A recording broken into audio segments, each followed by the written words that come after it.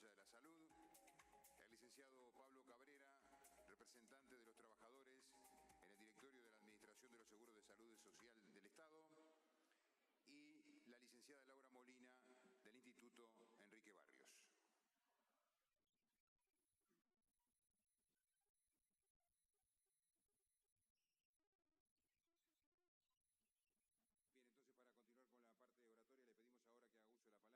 a todos, a todas, a los compañeros del panel. En primer lugar, yo quiero subrayar, más allá de agradecer la invitación, subrayar esta iniciativa de la FUS en estos días que son de celebración, trabajadores de la salud, en estos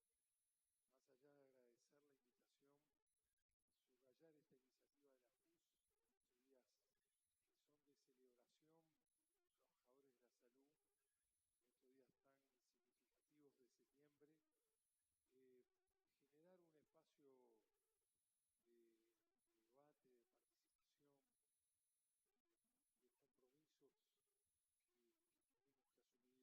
que asumir mutuamente. Entonces, en el nombre de Jorge Bermúdez, agradecerles a todo el colectivo de la FUS esta invitación, que más allá de las palabras o de los comentarios que podamos hacer acá, cuando venimos aquí, quiero decir principalmente al compañero del directorio, más allá del delegado de los trabajadores de Pablo, venimos también a comprometernos. Como estuvo planteado en la mesa anterior, nosotros sentimos que estamos en un momento crucial de avanzar en el sistema de salud.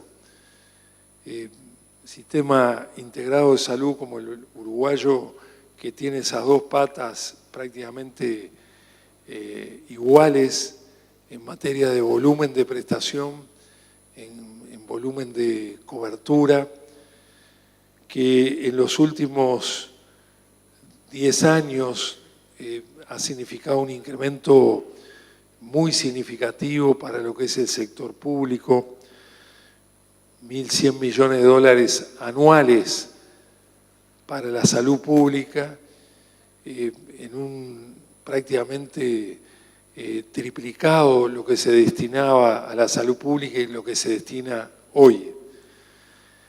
Y cuando uno lo traslada a números por usuario de ACE, se arrima o se asemeja en un 80% a lo que se brinda del recurso de salud al usuario del sector privado. La primera pregunta que nos hacemos, ¿estamos conformes con este avance del Sistema Nacional de Salud? Sin duda, y yo no voy a repetir los temas que se plantearon en la mesa anterior, y suscribo lo que dijo tanto el ministro como Daniel Olesker, el presidente del Sindicato Médico y el presidente de la Federación de Salud Pública. La cobertura universal, indicadores sustantivos en temas tan importantes como la mortalidad infantil, la mortalidad neonatal, materna, la cobertura en la medicina altamente especializada, equitativa, el avance en la infraestructura, y esto hablo del sector público, del sector privado. Un paradigma definido en el que avanzamos, pero aún no está consolidado, que es el fortalecimiento del primer nivel. A modo de resumen, los temas que están planteados de conformidad. Pero no nos podemos quedar ahí, no nos podemos quedar ahí, porque cuando no se avanza, se detiene, el riesgo es retroceder, o cuando se avanza y no se consolida o no se profundiza, el riesgo es retroceder. ¿Por qué? Porque esto, como bien lo dijo Olesker, este sistema integrado de salud se produce con una perspectiva universal, solidaria, de equidad, pero en un sistema de mercado durísimo. Y a mi entender, esto es una opinión personal, hoy el desafío es o avanzamos con el sistema o nos ganan las leyes del mercado. o nos gana los intereses corporativos, o nos ganan una perspectiva que tal vez no se plantee porque no lo puede hacer explícitamente volver atrás en el sistema integrado de salud, pero que de una u otra manera va haciendo retroceder o priorizar no la equidad, sino la visión desde el mercado. Entonces, ¿cuáles son los desafíos? Me gustaría mencionar algo. Estuvieron aquí el presidente del sindicato médico, estuvo el presidente de la Federación de Salud Pública, algo que a nosotros, más allá del logro, nos compromete. Antes de la rendición de cuentas, nosotros llegamos a un acuerdo con la Federación de Salud Pública y con el sindicato médico, acuerdo que más allá de los aspectos puntuales, tiene algunos temas generales que nos involucran a todos, a los trabajadores de la salud privada, a los trabajadores de la salud pública y a quienes tenemos responsabilidad de gobierno, que tienen que ver, como mencionaba Martín, al Estatuto del Trabajador de la Salud. Nosotros estamos comprometidos antes de fin de año a que haya un Estatuto del Trabajador de la Salud Pública, pero tiene que ser trabajado en forma conjunta y por eso está muy bien esta convocatoria que nos hace la FUS. Lo que avancemos o en el privado o en lo público tiene que ser compartido porque el trabajador de la salud y el sistema es uno. Nos comprometemos en un año a la categorización, al ir a la carrera funcional. Sin duda que hace uno de los grandes problemas que tiene es que de 30.000 trabajadores, algo más de 30.000, 21, 22.000 son presupuestados y hay casi 10.000 trabajadores no presupuestados por la vía de la Comisión de Apoyo, e imprescindiblemente la categorización, y esto también lo pienso en colectivo, debe ser un desafío. En tercer lugar, la optimización de los recursos. Se planteaba muy bien en la mesa anterior, tanto Lesker como Martín como Gustavo, este incremento que ha habido de los recursos que se vuelcan a la salud pública, como dijimos, se triplican, no puede ser que sea para darle sustentabilidad al sector privado. Sin duda, debe ser parte esos recursos de una sustentabilidad de todo el sistema, del sistema público y del sector privado, pero no que esté orientado a inequidades dentro del propio sistema privado, como bien se dijo acá, en materia salarial o en materia de fortalezas y debilidades. Entonces, cuando nosotros acordamos con la Federación y el Sindicato Médico optimizar los recursos para volcarlo a fortalecer el recurso humano en la salud pública, en definitiva, estamos apuntando a darle sustentabilidad al sistema.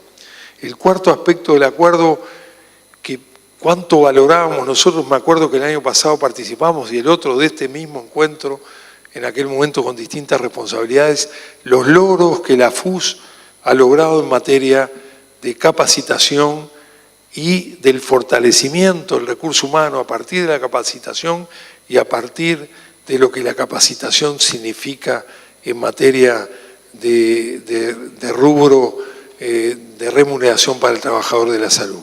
En este acuerdo que hemos hecho se vuelca un tema fundamental que nos permite ir asemejándonos como meta al funcionario de la salud pública, al funcionario de la salud privada.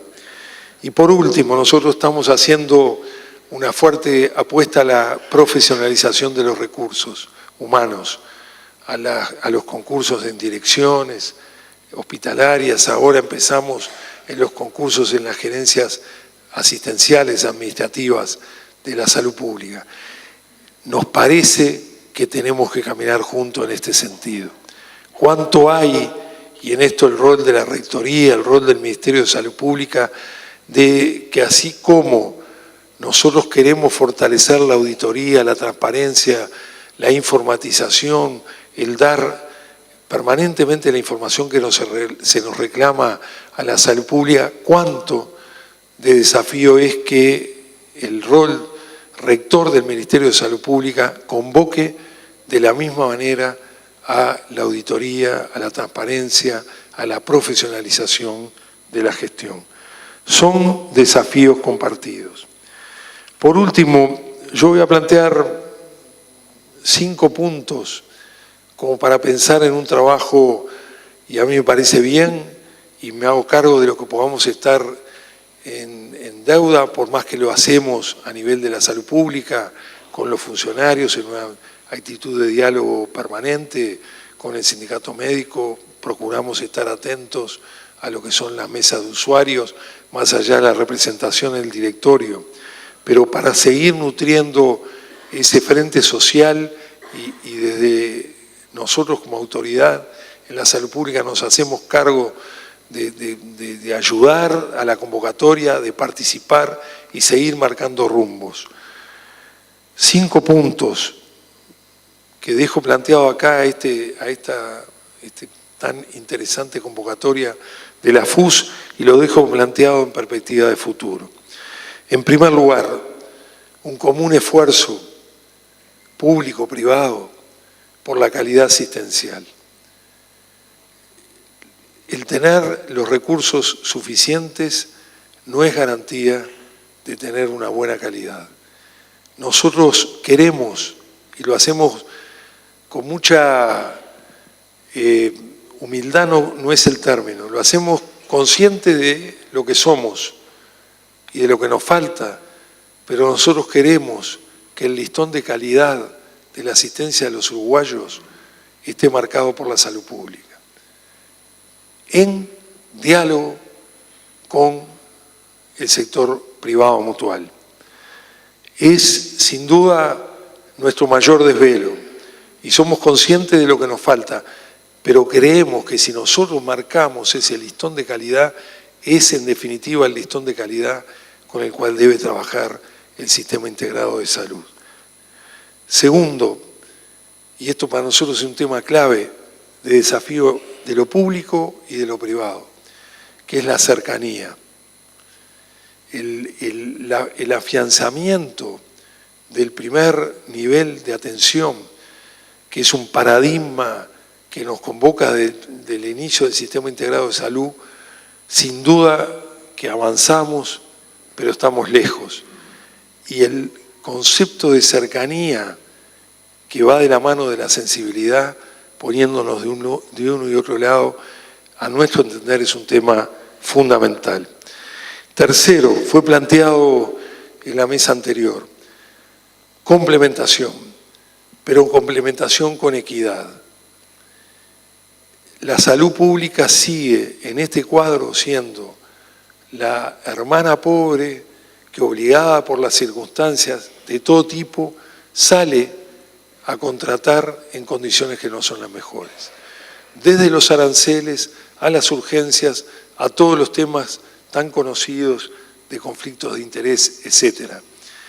Complementación con equidad desde una perspectiva nacional, y hay 3 temas que quiero plantear como la perspectiva nacional, pero fundamentalmente, y acá hay mucha gente del interior, desde lo local, desde lo territorial, porque allí se nos plantean todos los días contradicciones del trabajador de la salud que está de un lado y del otro del mostrador por las propias condiciones laborales, en la mañana en el hospital, en la tarde en la mutualista o al revés, y es un funcionario, es un trabajador.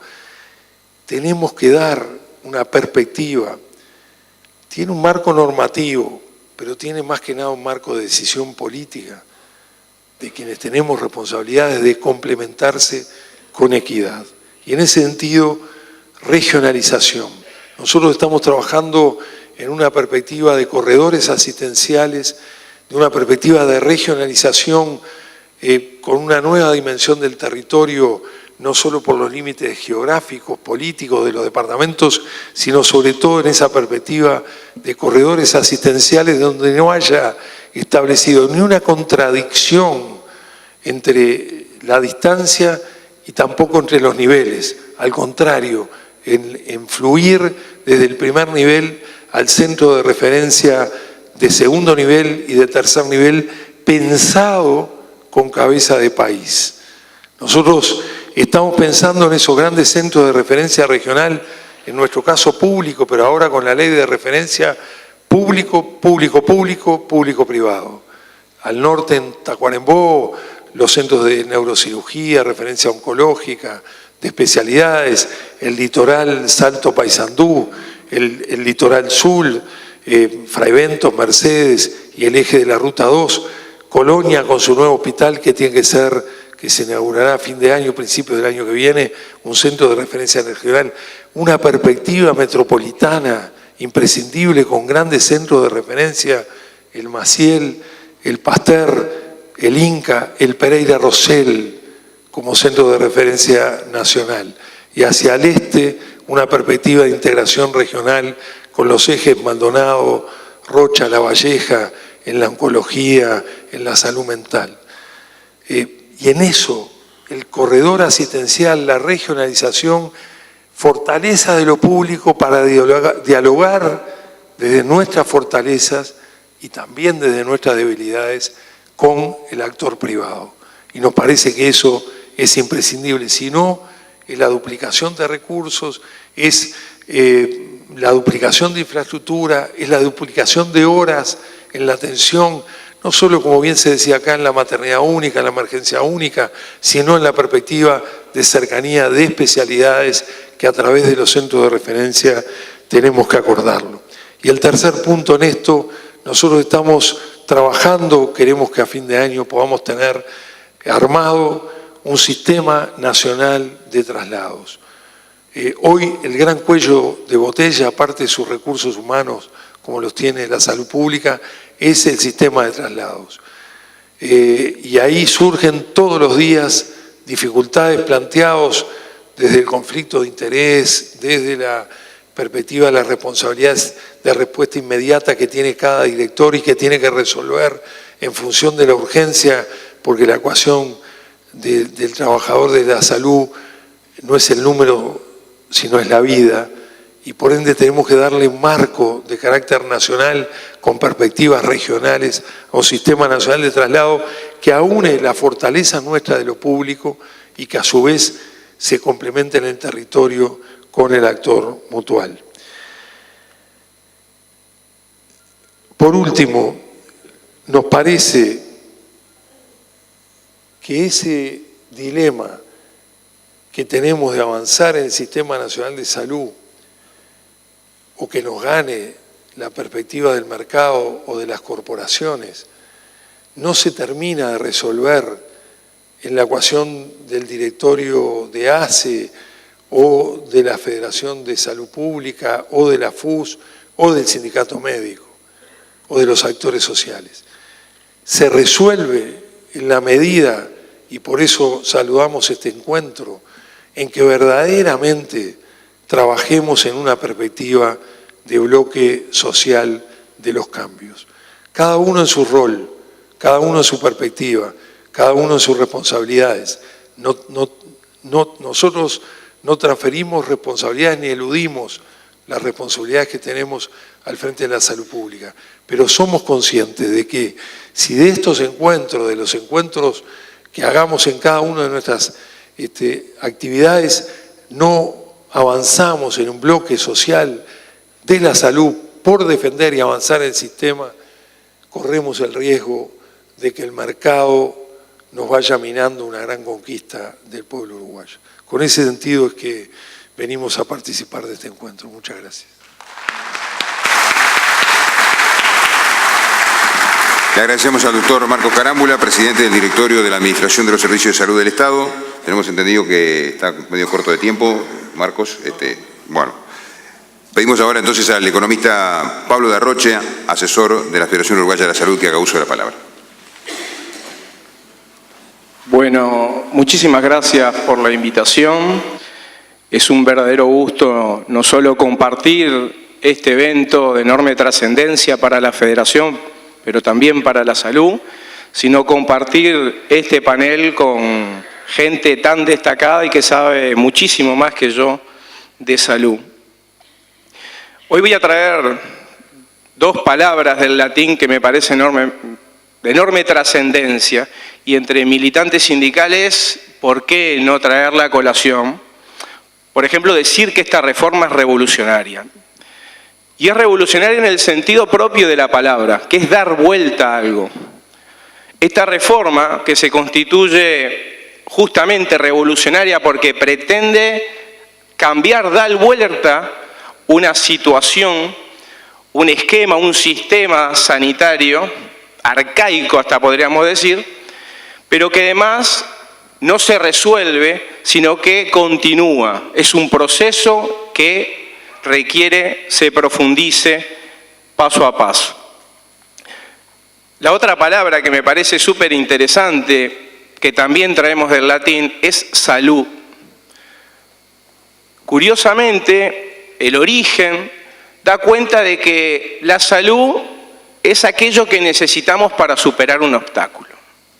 Obviamente, esto se ha sofisticado con el paso del tiempo, y quizá la pregunta que subyace es cuál es ese obstáculo del cual tenemos que estar preparados para superar.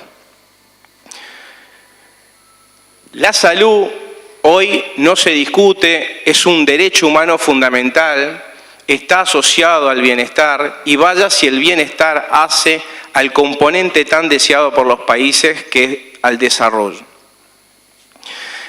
El asunto es que cuando asumimos el desafío de hacer de la salud un derecho humano fundamental, un componente del bienestar, es cómo lo instrumentamos, cómo plasmamos eso que Jorge hoy parafraseaba, la tesis 11, cómo luego de llevar adelante el diagnóstico damos el gran paso hacia transformar la realidad.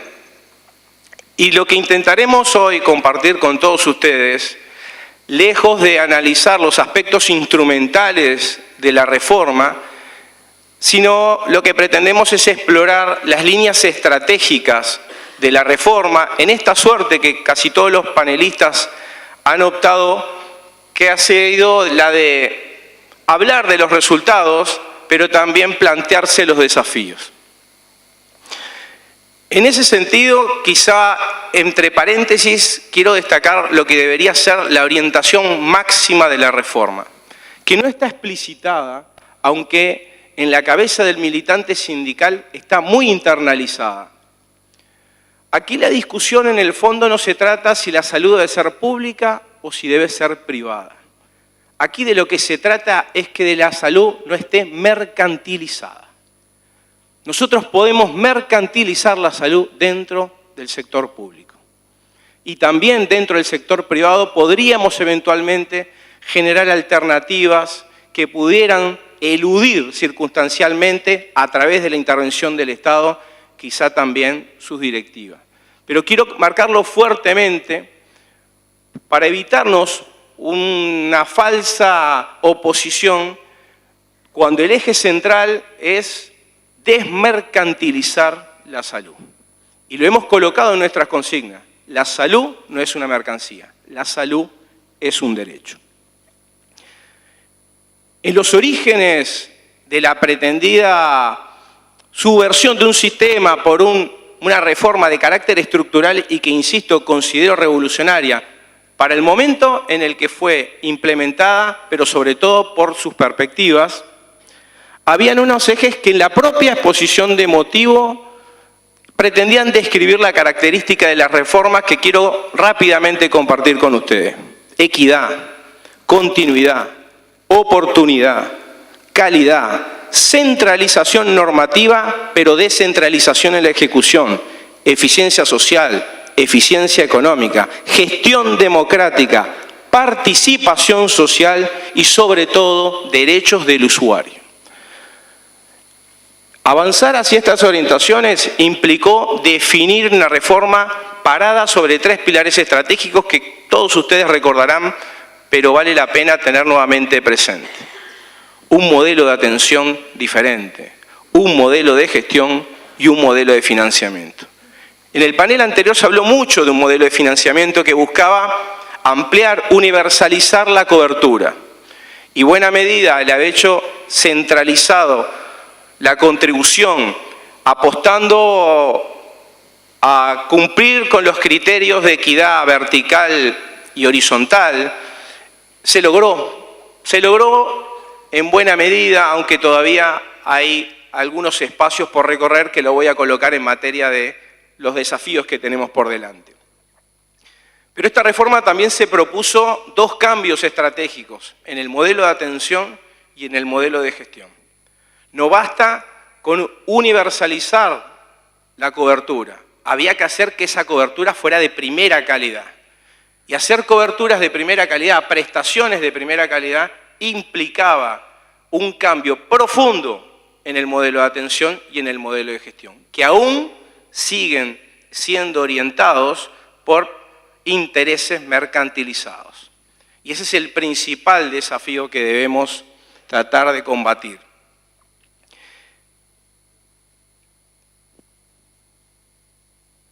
En términos de gestión, que creo que es donde más tenemos por avanzar, porque creo que aquí el propio ministro señalaba, hay orientaciones claras, hay una política sanitaria que se intenta impulsar, pero que es una política sanitaria que hoy se choca de frente con los modelos de gestión de las instituciones. Porque las instituciones todavía no han orientado sus mecanismos de gestión a un principio rector de esta reforma, que es ese componente revolucionario. Es abandonar el enfoque curativo para avanzar hacia un modelo preventivo. Y las políticas que se han implementado están orientadas en este aspecto, pero las instituciones no se han ajustado, no han permitido avanzar sobre esta línea.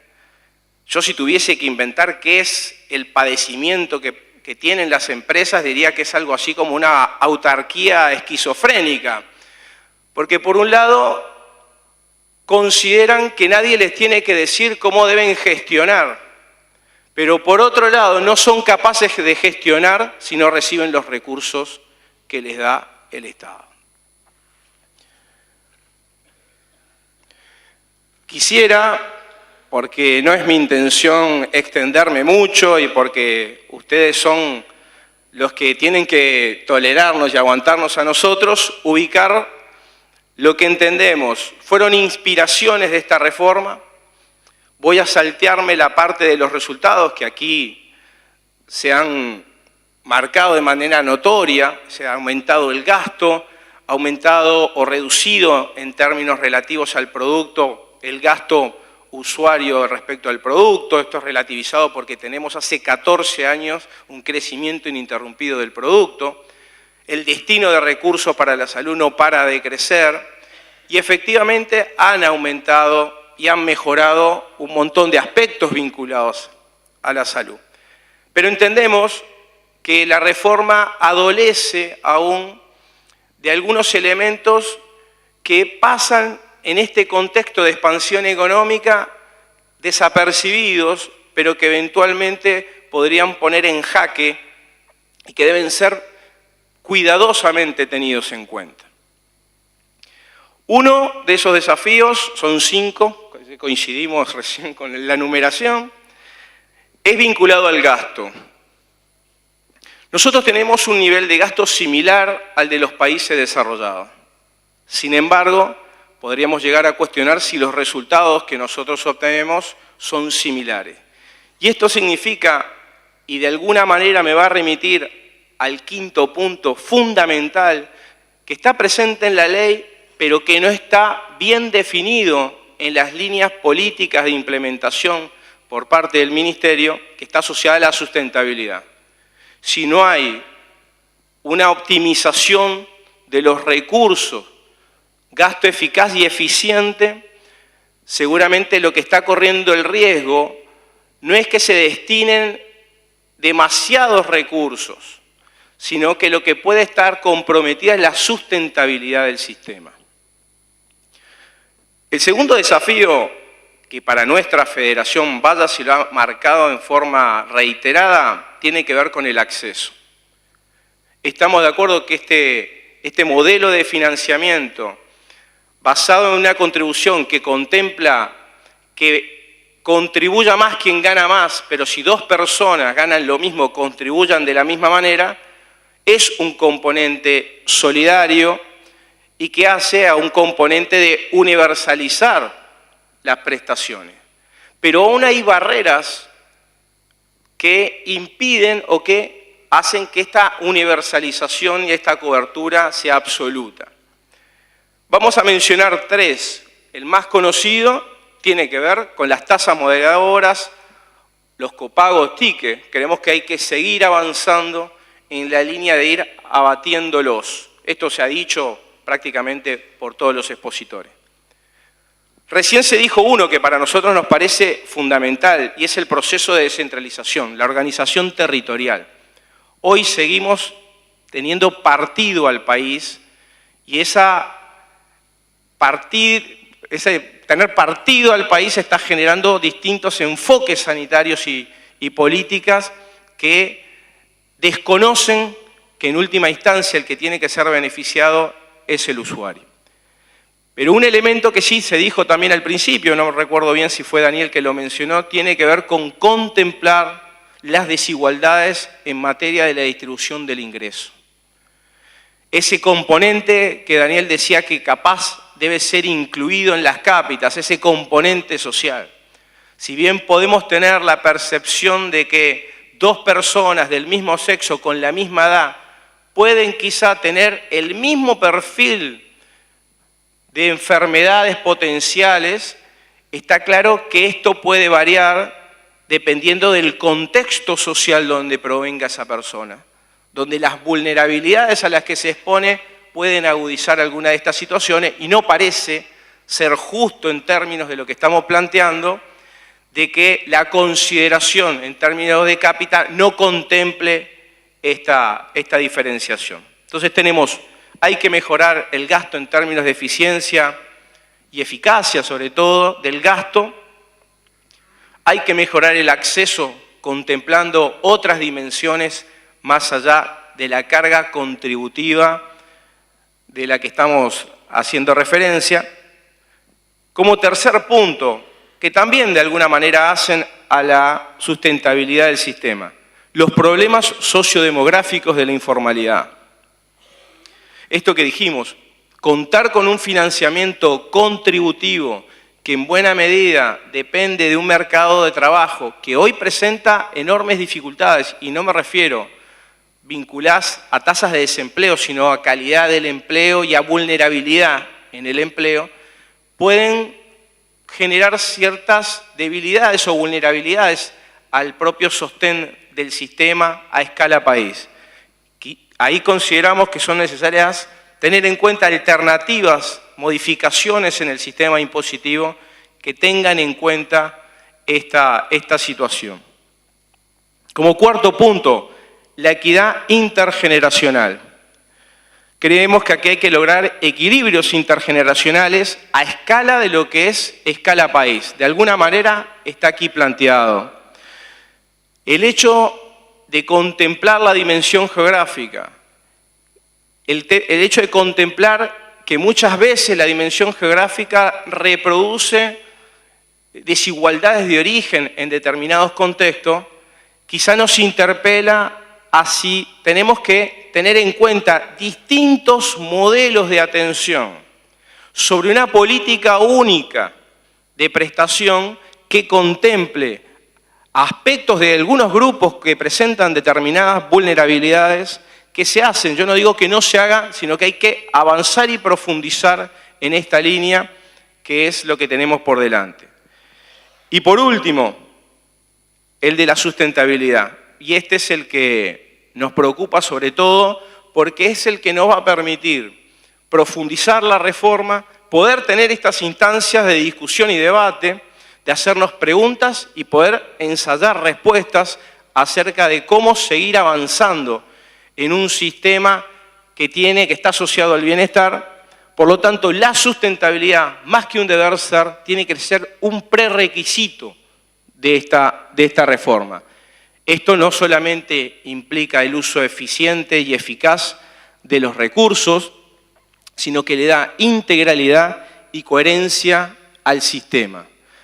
Es decir, sobre la base de que la salud es un derecho que hace al bienestar, que junto con la educación expande las posibilidades de desarrollo a escala país, una reforma que constituye como una de las principales políticas que ha implementado este gobierno, que insisto, tiene una potencialidad revolucionaria por lo que teníamos, a lo que tenemos hoy y sobre todo a lo que podría llegar a ser, es fundamental. Y esta parte de la sustentabilidad, nosotros entendemos, incorpora un factor, y es el de la participación social.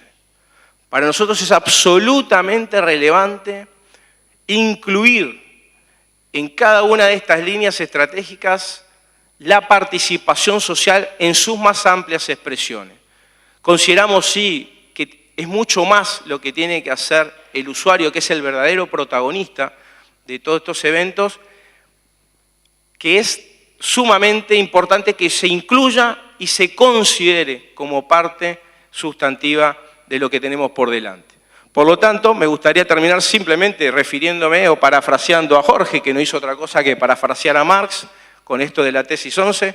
Hace ya mucho tiempo que los filósofos se han gastado la vida en interpretar la realidad cuando lo que verdaderamente se trata es de transformarla. Y si hoy estamos todos aquí es porque pretendemos transformar esa realidad. Muchísimas gracias.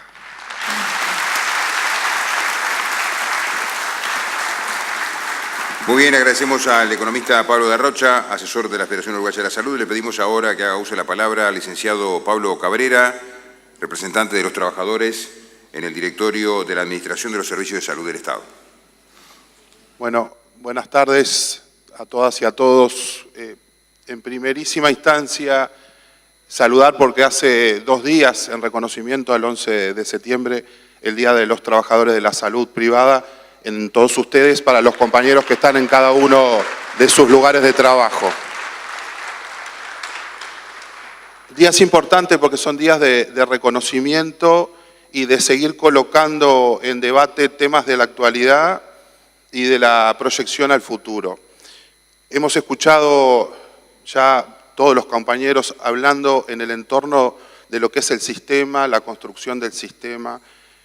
Y a mí me gustaría puntualmente, desde el lugar que nos toca, que es un lugar muy particular, que es un lugar que ha sido una conquista fundamental del movimiento sindical, porque obviamente que para nosotros es fundamental la participación, pero había que conquistar la participación. Y justamente en este mes de septiembre está haciendo 10 años de lograr una participación efectiva a través de lo que fue la ley de descentralización de ACE, de que trabajadores y usuarios formáramos parte del directorio de ACE. Lo mismo en este trabajo hacia la Junta Nacional de Salud y la participación a partir de lo que fue enero del 2008, la participación de todos los trabajadores y trabajadoras a través de las definiciones del PICNT de participar en la Junta. De los trabajos anteriores que no podemos olvidar porque los consejos consultivos fueron una previa de todo esto y bien necesarios que fueron para generar experiencia y lograr lo que era construcción de diálogo e intercambio de experiencia en momentos donde se intentaba analizar un proceso superior que era la construcción de un sistema nuevo. Y esto nos lleva obligatoriamente a analizar en primerísima instancia cómo estamos los trabajadores, cómo nos seguimos organizando los trabajadores. Y cuando nosotros hoy tenemos herramientas importantes del carácter jurídico como son las leyes de negociación colectiva y los procesos de avance donde estamos involucrados en los debates precisamente de esa construcción de derechos, ya sea salariales y condiciones de trabajo, la importancia del reconocimiento de las organizaciones y de la fortaleza de las organizaciones y de cuánto nos toca a nosotros seguir luchando precisamente por esa identidad. Por eso la importancia de tener hoy temprano al compañero Fernando Pereira como presidente del PICNT, dando un mensaje a actividades como esta, nucleando precisamente que la fortaleza de los trabajadores organizados en este país está atrás de la herramienta PIT-CNT y de los sindicatos que conforman parte de esa herramienta como es el PIT-CNT. Y las dificultades que hoy se transitan porque muchas veces el propio sistema ayuda a fragmentar y a disgregar las discusiones y donde no todos se sienten identificados y donde muchas veces se intenta perder aquella riqueza fundamental de discutir hacia adentro y de trabajar hacia adentro y donde las discrepancias las laudamos hacia adentro y salimos fortalecidos como un único movimiento sindical. Porque en este momento, donde todos hemos entendido que para avanzar en la reforma sanitaria se debe profundizar y que si nos estancamos, lo que estamos haciendo en realidad es retroceder. La organización sindical es la primera que tiene que estar a la altura y es la que tenemos que luchar entre todos porque en primerísima instancia es nuestro lugar de trabajo. Porque cuanto más se pueda avanzar en los procesos de construcción y de calidad, ahí van a estar nuestros lugares de trabajo, y van a estar nuestros compañeros, y van a estar detrás las condiciones que generan ese trabajo. Y en estos tiempos donde la dinámica de cambio es tan rápida y donde todo el tiempo estamos viendo cosas nuevas, es el no perder esta memoria y el de pensar más en la identidad y en la inclusión. Porque en otros tiempos no se iba a hablar de un sistema de cuidados como se está discutiendo hoy. Y es algo que está precisamente en conjunto con el sistema de salud, porque hoy no se podría pensar en el sistema de salud sin el sistema de cuidados.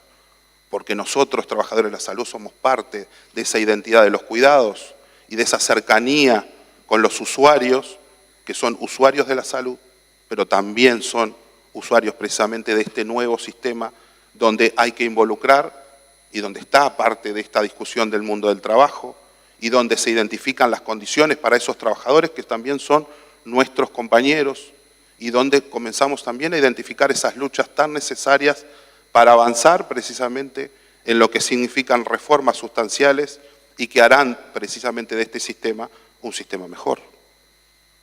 Entonces, lograr esa unidad de criterio, lograr de entendernos como clase, lograr de entendernos como trabajadores y de trabajadoras, ya no importando en qué lugar estamos, lo decía Martín, y creo que esto es fundamental para reiterar como un concepto de clase, no trabajadores públicos ni trabajadores privados, trabajadores, y de que en esto el compromiso tiene que ser permanente y entre todos, porque este sistema integrado de salud, como está planteado, tiene objetivos fundamentales que nos hacen a los unos y a los otros, y donde no debe perder ninguno, y en particular no deben de perder ni los usuarios ni los trabajadores.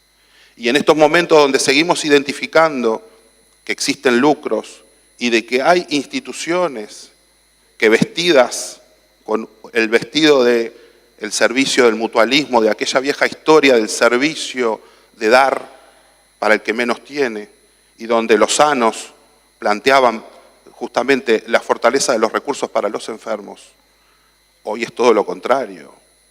Y en muchos de los casos, a través de la construcción de los salarios, se disfrazan precisamente muchas de las ganancias que estas empresas, y hay que nombrarlas así, siguen lucrando con la salud de la gente. Y siguen lucrando con los recursos del Estado, porque en definitiva el Estado, y en esto es importante, el sistema es público y tenemos que identificarnos como tal. El Sistema Integrado Nacional de Salud es un sistema público, basado en el Fondo Nacional, que es público, se construye con aporte de trabajadores, empresarios y el Estado, por lo tanto público. Es un bien común, es un bien de todos, es un bien que se tiene que defender y es un bien que no puede generar ganancias para algunos, porque no es una empresa común. La salud no debe ser vista más que solo como un derecho fundamental y una responsabilidad del Estado, y por lo tanto también una responsabilidad del carácter más social profundo, donde todos somos iguales y todos tenemos los mismos derechos. Pero esta sigue siendo nuestra gran lucha, porque todavía hay mucho para construir en el marco normativo que tiene que ver con estas cosas. Que hay mucho para construir desde el carácter donde el recurso sea entendido como ese bien público Instamos precisamente en este paquete de ideas hacia el futuro, leyes fundamentales de fortalecimiento de la complementación y fortalecimiento desde cómo se ve quién paga y quién recibe lo que son la venta de los servicios, que deban de ser en igualdad de condiciones y no en muchos de los casos cuando el sector público tiene que paga un precio mucho más alto que cuando lo hace el sector privado. Y las peleas internas que existen y en el interior del país todavía se ven aún más, donde el apropiarse la alta tecnología en esta posibilidad de tener servicios propios para no tener que competir de otra manera que no sea específicamente a través de la venta de servicios para crecer desde un lugar que no es el verdadero crecimiento de esta lógica planteada en el sistema integrado de salud, porque la lógica habla de un cambio de atención en salud.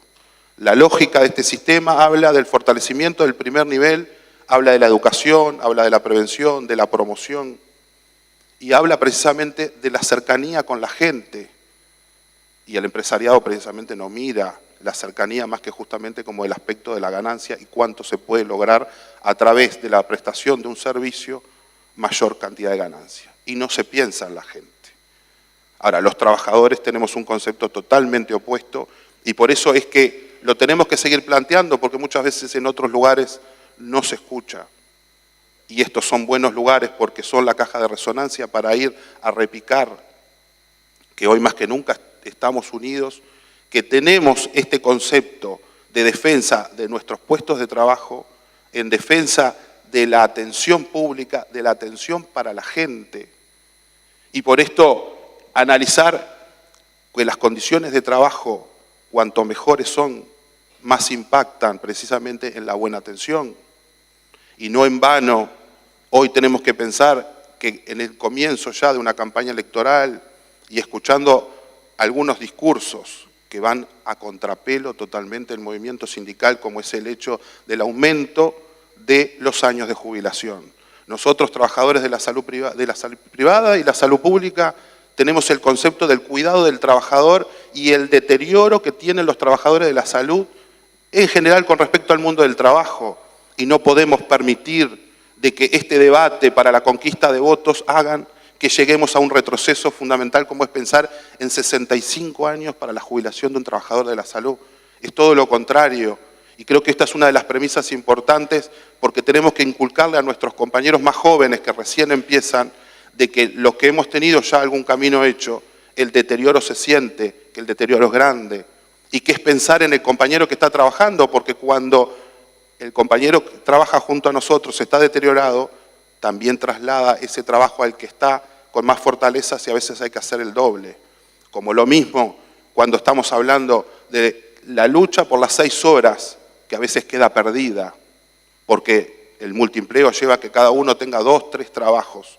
Seguir reivindicando el valor de las 6 horas como algo fundamental, porque habla de la calidad de atención.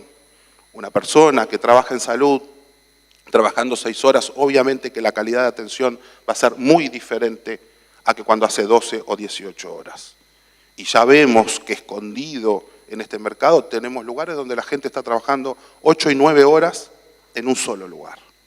Y este tipo de situaciones tampoco las podemos permitir, porque obviamente que el compañero lo hace atado a su necesidad de ingreso. Y por eso la lucha del salario siempre es parte central de los sindicatos y de las organizaciones de los trabajadores, porque obviamente que el salario impacta directamente en la vida común. Y cuando acá estamos hablando de construir salario y también de construir identidad de una lucha más pareja, y lo vuelvo a reiterar porque creo que son conceptos importantes, el topeo de los salarios. Y muchas veces, y hemos discutido, sí, son pocos tal vez los que perciben salarios realmente muy por fuera, pero eso impacta fuertemente hacia adentro, impacta en la forma de trabajar, porque no se puede pensar que en un mismo lugar de trabajo tengamos una persona que por su desarrollo profesional esté levantando 800, 900 mil pesos y al lado un compañero que también lleva la misma tarea por 20. Entonces, ese tipo de realidades también hay que revertirlas y esto es parte del trabajo más estructural, más de fondo, más de lucha, más del diálogo, que es a lo que tenemos que seguir instando, a la profundización en el diálogo, a la profundización del encuentro de la información, este planteo de la junta de firmas para saber qué se hace con los dineros.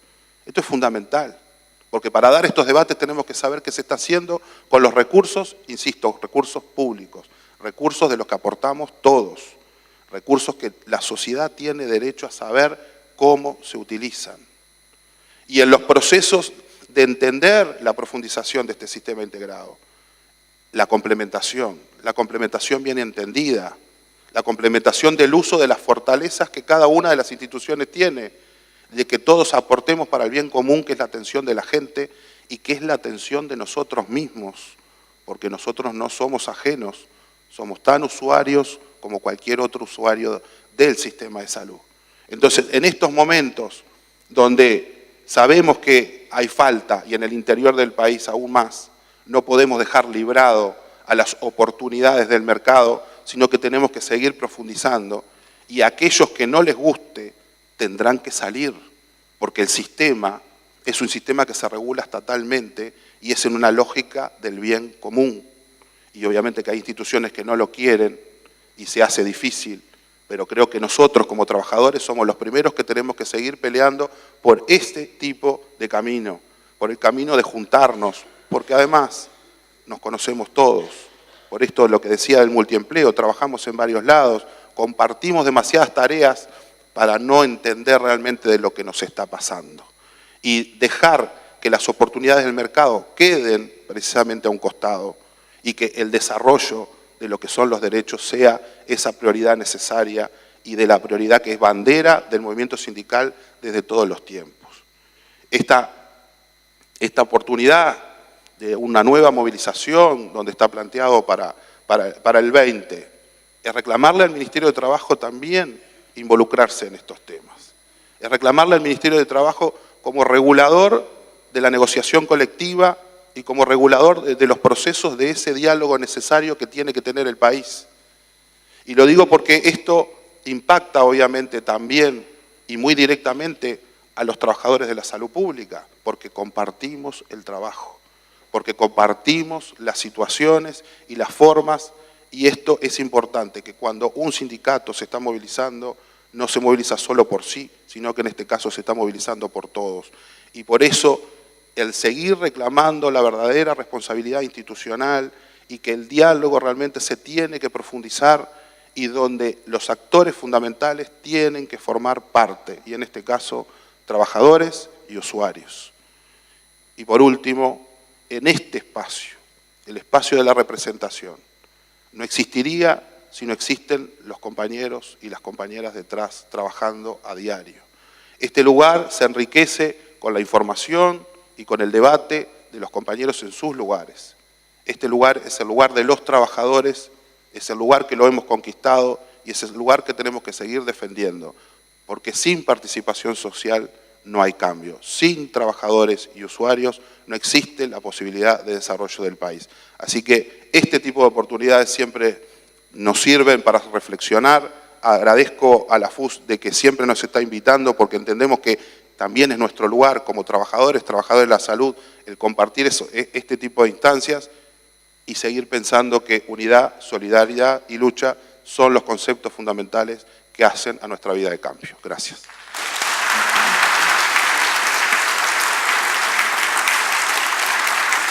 Agradecemos al licenciado Pablo Cabrera, representante de los trabajadores en el directorio de ACE, y para cerrar en la parte oratoria le pedimos que haga uso de la palabra a la licenciada Laura Molina, integrante del Instituto Enrique Barrios.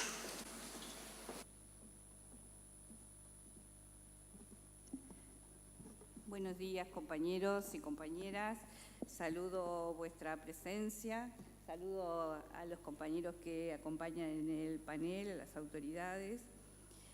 Bueno, hemos sido convocados nuevamente, como cada año viene haciendo la Federación Uruguaya de la Salud, para hablar de algo que nos preocupa, la salud, la nuestra y la de nuestros conciudadanos. Acá traemos algunos temas al debate que se pretende introducir para pensar en el colectivo, para pensar con el colectivo, los avances y retrocesos de nuestro Sistema Nacional Integrado de Salud. me puse en este espacio porque quiero ser concreta. Sabemos que es mucha información la que recibimos en este periodo de tiempo corto y no quiero desviarme de centrarme en lo que nos importa en este momento. No voy a repetir lo que ya los compañeros han planteado porque creo que ha quedado muy claro la situación en la que estamos hoy. Los últimos 40 años han sido todo un desafío para los trabajadores, mantenerse en los servicios de salud que sin duda se iban deteriorando poco a poco. Pero gracias a que los trabajadores organizados en nuestra federación han logrado, junto con las organizaciones sociales y el movimiento popular, evitar en forma obstinada, con una lucha consecuente, mantener los servicios de salud y llegar hoy a nuestro Sistema Nacional Integrado de Salud. Lo que nosotros sabemos y conocemos perfectamente es que esto es un proceso, efectivamente. Este proceso de cambio, y como decía Pablo recién, revolucionario, comenzó hace un poco más de 10 años. Sin duda que en este momento el tema principal en el que debemos ocuparnos es en el rol de la autoridad sanitaria, el rol rector de la autoridad sanitaria. Ese es el centro de la discusión, ya que es la responsable de incidir en que ocurran los cambios que este sistema requiere. Venimos de una salud pública y privada que vivía un deterioro paulatino, como lo dije, sin posibilidades de cobertura integral, a pesar de cobro de tickets y órdenes adicionales en el sector privado, debiendo recibir cada vez más subsidio del Estado, cada vez menos recursos en el sector público con la consecuente atención de pobres para pobres. Con un subsector privado, que algún compañero lo mencionó, donde entre 1985 y 2001 cerraron sus puertas 16 instituciones con más de 170.000 usuarios. Y creo que es un punto que nunca debemos olvidar. Nosotros sabemos, los trabajadores de la salud, lo que nos ha tocado vivir en ese contexto. En un país donde las primeras causas de mortalidad, que responden al 70% de las muertes, se mantienen incambiadas hace años.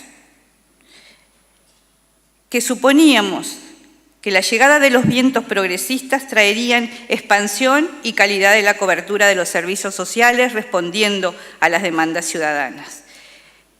Este análisis yo creo que es importante para poder nosotros extraer algunos puntos sobre los que debemos trabajar. Considerando ese punto de partida, podemos decir que se han avanzado en algunas prioridades definidas por el programa de gobierno, pero aún se mantienen débiles los aspectos de la rectoría, los cambios del modelo de atención ya mencionado por los compañeros, la participación social renovada y fortalecida, el fortalecimiento de las redes integradas de servicios de salud, el liderazgo de ACE y la red integrada de efectores públicos, y aquí hago un paréntesis, y quiero referirme a todo lo que se hizo en el periodo entre 2010 y 2014, tratando de fortalecer el primer nivel de atención como una muestra de que efectivamente el cambio de modelo estaba en camino. El plan estratégico del personal de salud y la adecuación del financiamiento.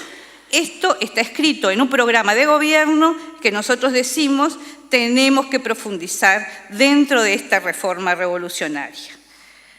Que se ha avanzado muy poco o prácticamente nada para el sector no médico en lo que refiere al plan estratégico de personal. Y creo que ese es un deber muy importante y sobre el que trabajamos arduamente desde el Instituto. También, como esto es una instancia de debate, pero debate para que los compañeros se lleven todo lo que aquí se ha propuesto y dicho para que en el seno de sus organizaciones de base puedan analizarlo y establecerlo como elementos bases para la discusión con el resto de la sociedad, con sus propios compañeros y el resto de la sociedad. Si miramos y leemos nuestra ley 18.211 del SNIS, en el artículo 3, que habla de los principios rectores, y a ello los mencionó uno por uno recién Pablo, coincidimos en que ahí hay algunos puntos débiles. El artículo 4, que habla de los objetivos del Sistema Nacional Integrado, y el artículo 5, que habla de las competencias del organismo rector, y si analizamos solo esos 3 primeros artículos de la ley, podemos decir que hemos avanzado, pero no lo suficiente. En algunos casos podemos decir que llegamos a cumplir el 50% de los que nos propusimos, y en otros casos apenas el 25%.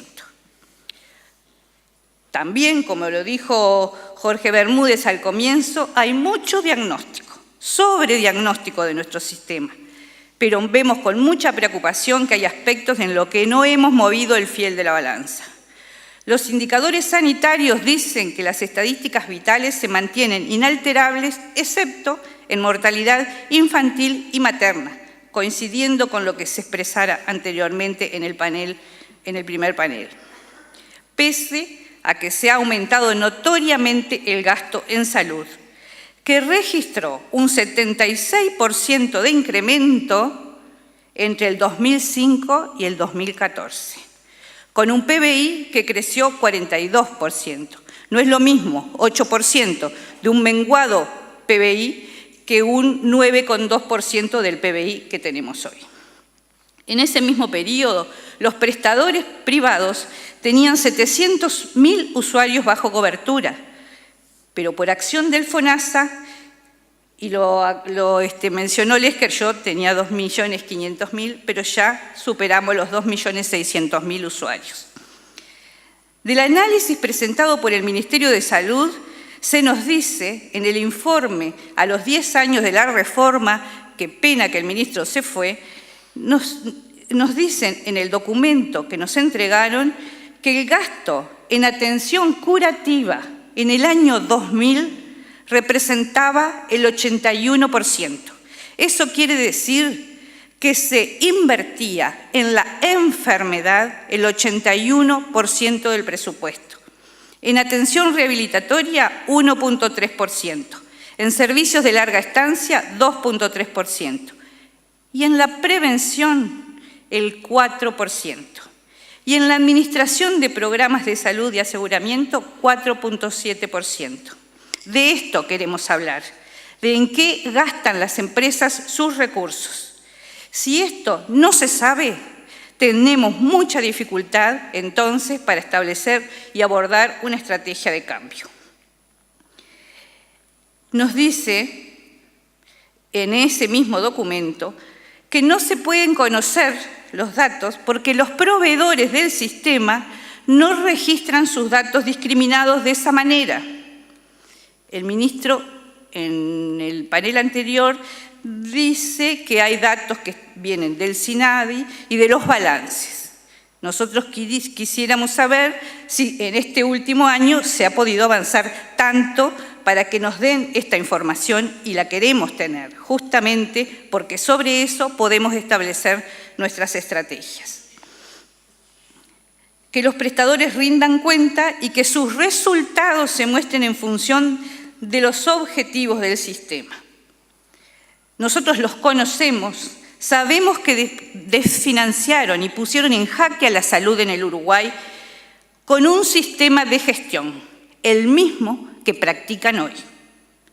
Es hora de cambiar si queremos obtener otros resultados, porque si seguimos haciendo lo mismo, difícilmente se pueda lograr. Y que además se cumpla con los contratos de gestión vigentes desde el 2012.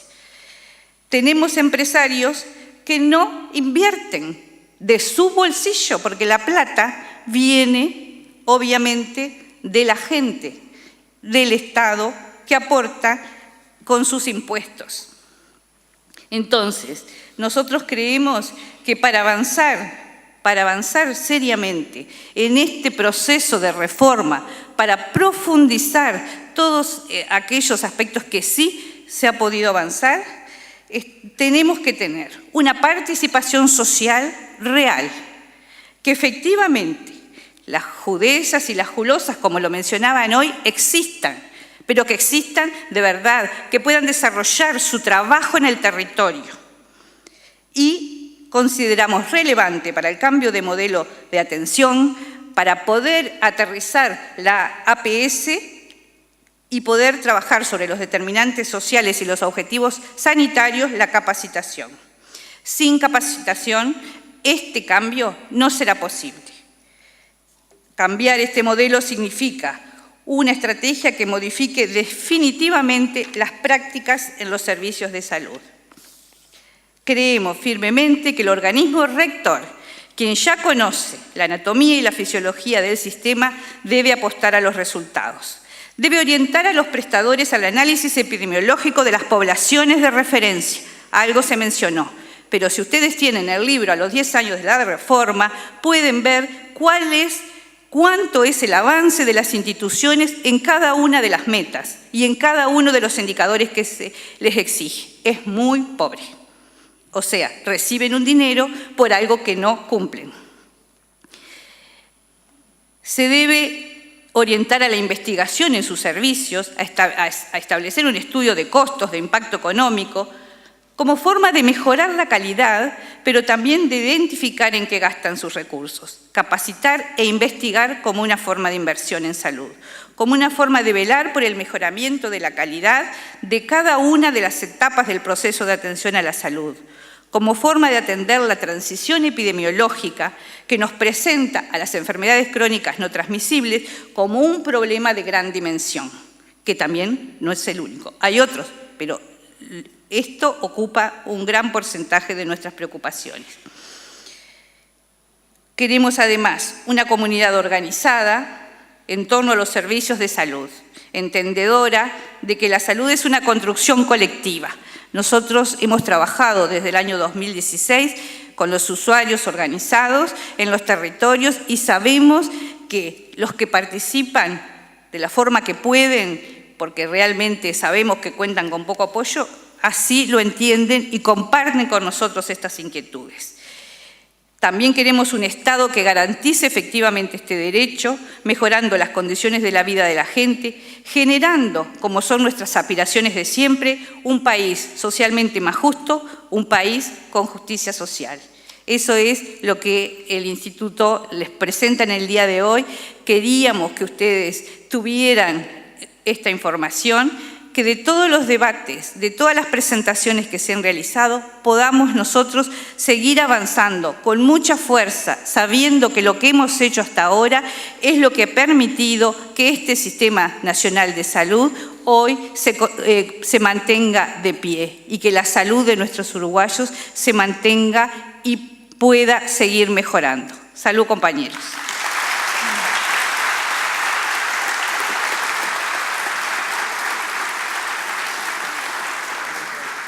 Bien, agradecemos a Laura Molina, integrante del Instituto Enrique Barrios, y a todos ustedes, por supuesto a los panelistas, doctor Marcos Carámbula, economista Pablo Garrocha, licenciado Pablo Cabrera, licenciada Laura Molina. Muchísimas gracias. Muchísimas gracias también a ustedes por su presencia, y tenemos para finalizar un brindis afuera del recinto. Muchas gracias a todos.